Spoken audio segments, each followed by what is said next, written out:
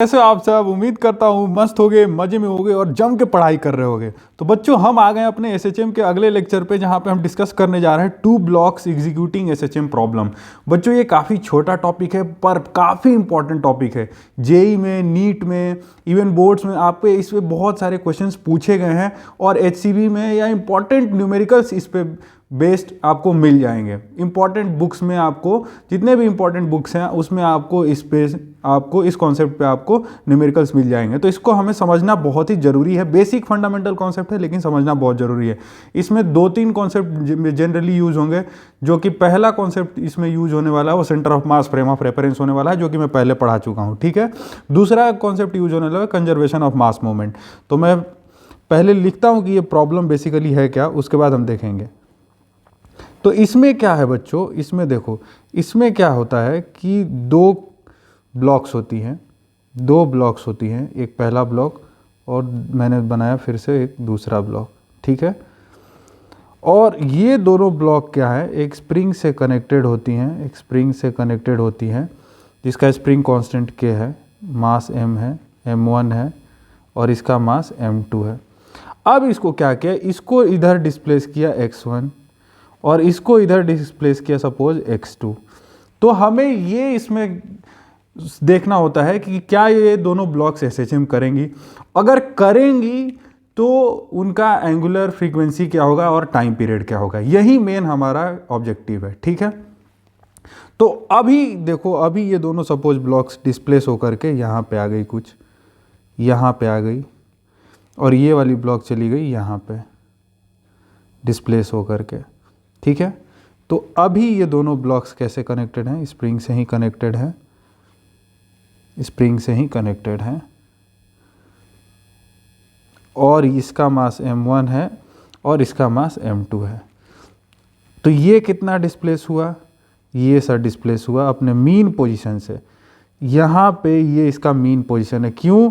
क्योंकि यहाँ पे इसका नेट फोर्स क्या है, 0 है। नेट फोर्स क्या है सर, 0 है। तो उस पोजीशन को हम क्या बोलते हैं, मीन पोजीशन बोलते हैं।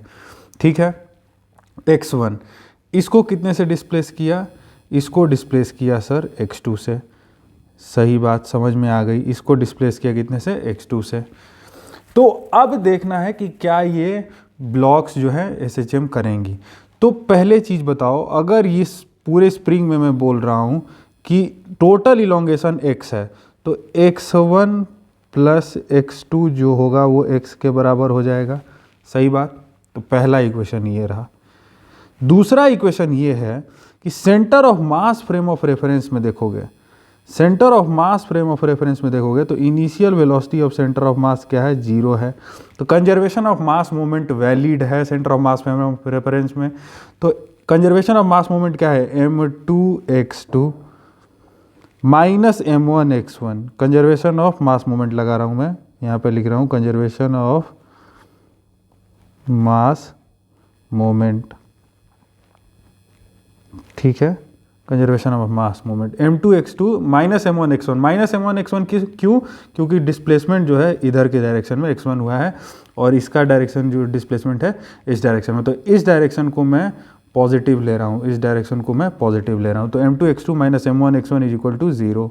तो m2x2 is equal to m1x1। ठीक है, ये भी ठीक है। अब आते हैं कि M1 को पकड़ते हैं और M1 पे देखते हैं कि नेट फोर्स क्या लगेगा। तो एक चीज़ बताओ, M1 पे नेट फोर्स क्या लगेगा सर? तो नेट फोर्स लगेगा सर, टोटल इलोंगेशन इन स्प्रिंग क्या है, x है। तो नेट फोर्स स्प्रिंग कितना लगाता है, नेट इलोंगेशन इन spring into its spring constant. तो लगेगा सर kx। तो F जो लग रहा है, F नेट ऑन M1 जो लग रहा है वो लग रहा है k इंटू x। लेकिन एसएचएम करने के लिए तभी ब्लॉक M1 एसएचएम करेगा जब फोर्स जो है वो x1 के प्रोपोर्शनल हो। क्यों? क्योंकि हम पढ़े हैं एसएचएम में कि एसएचएम में बॉडी तभी करती है जब उस जो फोर्स जो है रिस्टोरिंग नेचर का होता है और किसके प्रोपोर्शनल होता है, displacement from its mean position. तो इसमें displacement from mean position x1 है, बहुत इंपॉर्टेंट है, ध्यान से देखना। Displacement from mean position x1 है, ना कि x है। तो हम अगर चाहें तो x को x1 के टर्म में रिप्लेस कर सकते हैं या नहीं, ये हमें देखना होगा। अगर x को x1 के टर्म में रिप्लेस कर दिया तो मेरा बॉडी SHM करेगा। तो एक बार कोशिश करते हैं और देखते हैं कि x को x1 के रेस्पेक्ट में रिप्लेस कर सकते हैं कि नहीं। तो x1 प्लस x2 x है, और ये मेरा दूसरा इक्वेशन है जो है m2 x2 is equal to m1 x1। मैं क्या कर रहा हूँ, x2 के जगह लिख रहा हूँ m1 बाई m2 x1, ठीक है, और इसमें रख रहा हूँ फर्स्ट वाले इक्वेशन में। तो x1 प्लस x2 के जगह m1 by m2 x1 is equal to x, ठीक है। तो ये आ गया m1 plus m2 divided by m2 into x1 is equal to x।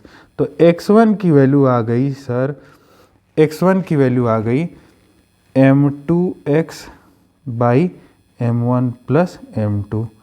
ये x1 की वैल्यू है और ये x की वैल्यू है। तो f नेट मुझे x1 के टर्म में लिखना है। तो f net is equal to x के टर्म में, तो k x1 के टर्म में, तो k इंटू x की वैल्यू क्या है, m1 plus m2 divided by m2 into x1। अब ये जो क्वांटिटी है वो x1 के प्रोपोर्शनल है। तो नेट फोर्स x1 के प्रोपोर्शनल है, तो ये किसके बराबर होगा, मास इंटू एक्सेलरेशन। मास क्या है, m1 है, इंटू एक्सेलरेशन। तो एक्सेलरेशन क्या हो जाएगा, एक्सेलरेशन हो जाएगा k into m1 plus m2 divided by m1 m2 into, इसको पूरे ब्रैकेट में डाल दे रहा हूँ मैं, और इंटू x1। तो acceleration is equal to omega square x1 होता है, ओमेगा स्क्वायर x होता है। तो ये वाली पूरी क्वांटिटी मेरी क्या हो गई, ओमेगा स्क्वायर हो गई। तो यहाँ से ये वाले इक्वेशन से ध्यान देना, ये वाले इक्वेशन से तो मुझे पता चल गया कि मेरा जो बॉडी जो है वो क्या करेगा, SHM करेगा। बॉडी क्या करेगा, SHM करेगा। इस वाले इक्वेशन से प्रूव हो गया कि बॉडी जो है वो SHM करेगा। क्यों, क्योंकि फोर्स जो है x1 के प्रोपोर्शनल आ गया है, और x1 क्या है, displacement from its mean position. तो acceleration is equal to omega square x1। तो ओमेगा की वैल्यू क्या आई सर, ओमेगा की वैल्यू आई under root k by m1 m2 by m1 plus m2, ऐसे लिख रहा हूँ मैं, ध्यान देना। और इस वाले क्वांटिटी को मैं थोड़ी देर के लिए क्या बोल रहा हूँ, म्यू। इसको बोलते हैं रिड्यूस्ड मास, म्यू को बोलते हैं रिड्यूस्ड मास, म्यू को क्या बोलते हैं, रिड्यूस्ड मास। तो ओमेगा की वैल्यू क्या आई, ओमेगा की वैल्यू आई under root k by mu. तो टाइम पीरियड क्या होता है, टाइम पीरियड होता है 2 पाई बाई ओमेगा। तो 2 pi into under root mu by K, ये आ गया मेरा टाइम पीरियड का वैल्यू। समझ में आई बात। तो ये पूरा हमने डिराइव कर लिया। ओमेगा की वैल्यू क्या आई, ओमेगा की वैल्यू आई under root k by mu. तो दोनों इंपॉर्टेंट है, omega is equal to under root k by mu, angular frequency और टाइम पीरियड।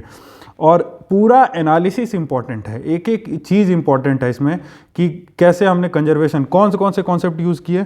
एक तो ये यूज़ किया कंजर्वेशन ऑफ मास मोमेंट, ठीक है, एक centre of mass frame of reference use कर लिया, ये 2 कॉन्सेप्ट हमने यूज़ किए। और तीसरा तो नेट फोर्स को हमने x1 के टर्म में रिप्लेस कर दिया, तो मुझे क्या निकल के आया, ओमेगा निकल के आया, और ओमेगा निकल के आ गया तो टाइम पीरियड निकल के आ गया।